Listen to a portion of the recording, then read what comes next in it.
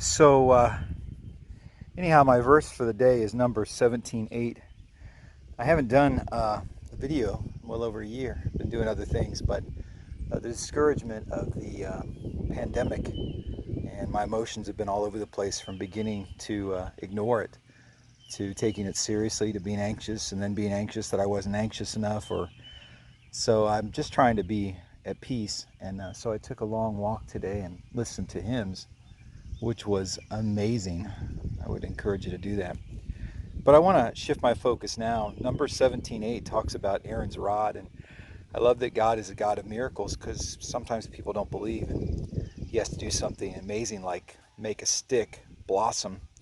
And number 17:8, a lot of people were doubting Aaron's call and God's miraculous work in his life and leadership and pastoral leadership, authority, things that are crumbling in our culture. And so God says, that stick you're holding in your hand that's dead, I'm going to make it blossom again.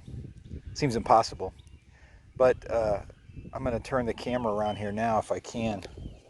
I'm trying to turn the camera around. It won't turn around. Well, anyhow, you can see here, this was just a stick that I stuck in the ground last year, a stick from this Granny Smith apple tree. And you can see the blossoms on it now.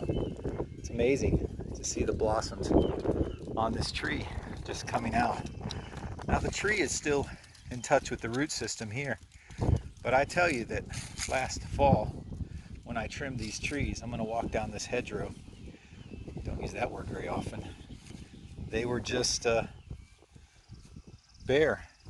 And I stuck these sticks in the ground, just stuck them right in the ground.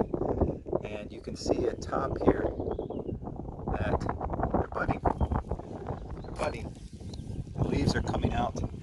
And here's two that I'll show you again in a couple weeks. Look like dead branches, but they're budding. God can bring life from dead branches. Look at these beautiful blossoms on these trees. Here they're budding.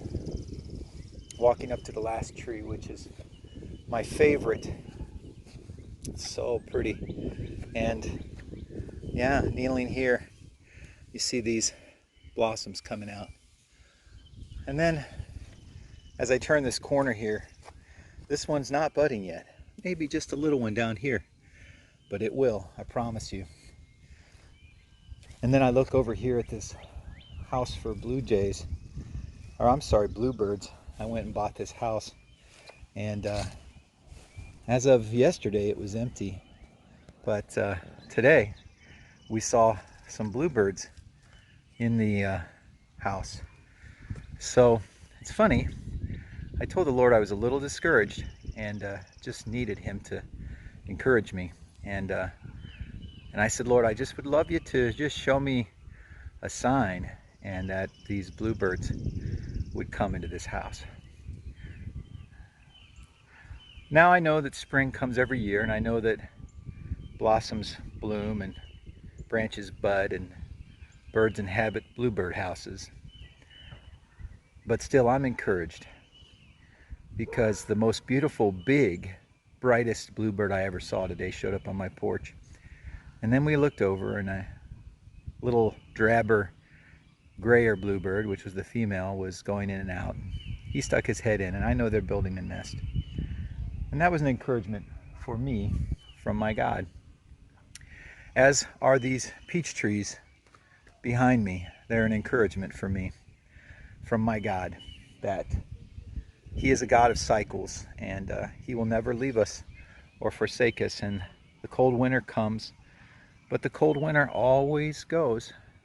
It always goes away. And with it comes the promise of spring, a new life. I'll tell you, I think that these tree blossoms are a much better symbol of the holiday we normally call Easter than plastic eggs or bunnies. Yeah, I would take these blossoms as a promise that my God is faithful, that he's involved in our lives, and he can make bare branches bloom. Have a great day. God bless you.